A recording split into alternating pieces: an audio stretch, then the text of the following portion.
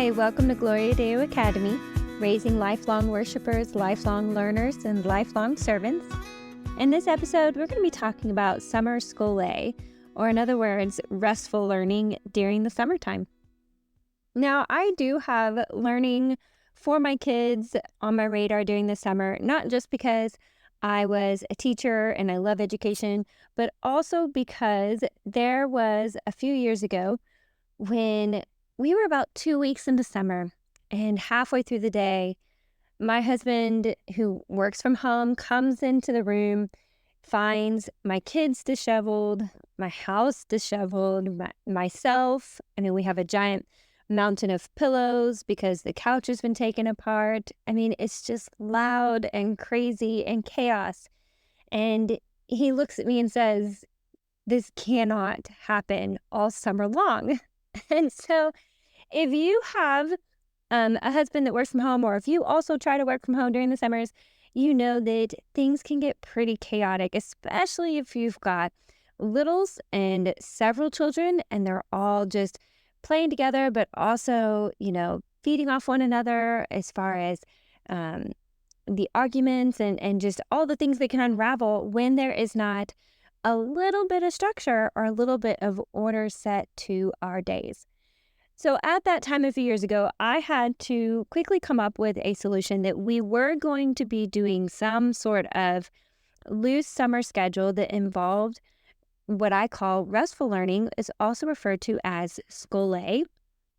And Scholé will come up in some classical education circles. If you enjoy reading about classical education, you come across the word Scholé, which references this sort of restful learning, or it'll also mention leisure and leisure learning. And I'll talk a little bit about leisure too. But that is how we came about having a family tradition that my children, and now being, 3 or 4 years into this, that they know that this is how we spend our summers. And it's created a culture in our home that this is what summers are like for our family.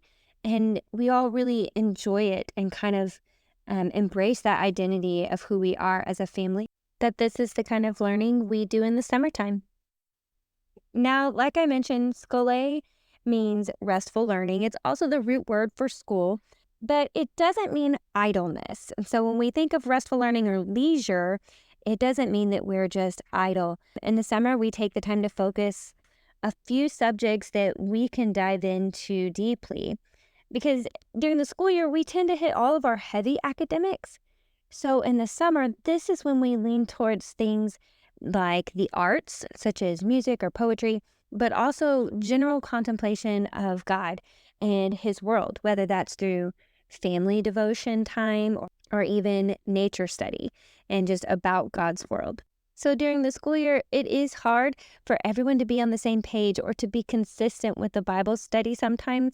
In the summer, when our days open up, this is one of the first things we enjoy doing in the mornings, is going through a family Bible study. And it looks differently based on the age levels of my kids. But I also try to grab hold of this time to help instill a routine and a rhythm of teaching my kids who are a little bit older, moving into upper grammar school, to have that quiet time with the Lord and to be in God's word on their own without side-by-side supervision, going through the Bible and praying together. So we have Bible time, we develop personal quiet time habits, and then also it's a great time for family prayer in growing your prayer lives, whether that's personal or together as a family, and even teaching little ones how to pray together, how to pray aloud, what it means to just talk to the Lord and remain in conversation with God.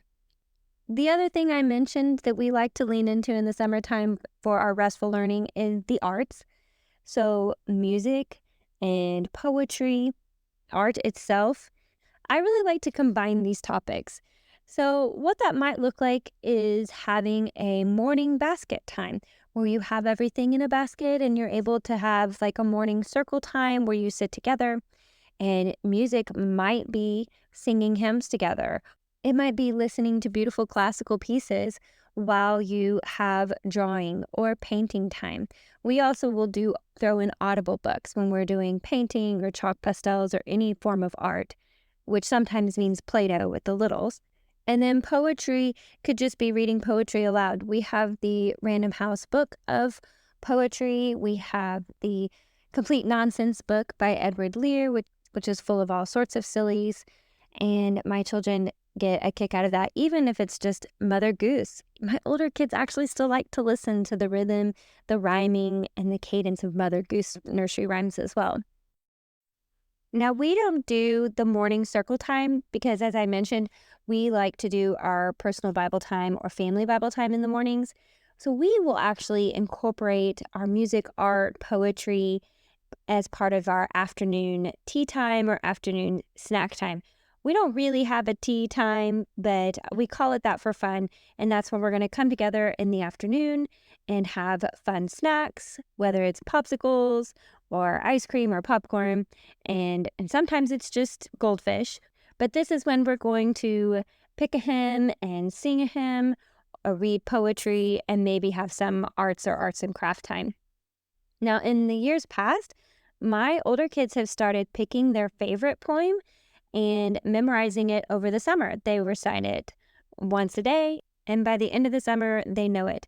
It's really neat because my 8-year-old kid came up to me at the beginning of this summer a couple weeks ago and said, "Mom, are we all going to pick a poem this year to memorize?" Because he already had one in mind to do that he was excited about.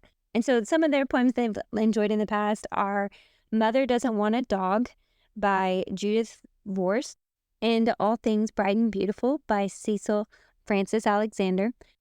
So if you are in need of a little bit of order, of a little bit of structure, and want to add some Scholé, some restful learning to your summers, I encourage you to pick out some of your favorite hymns as a mom, or enjoy some poetry together and have your kids pick out their favorite poems.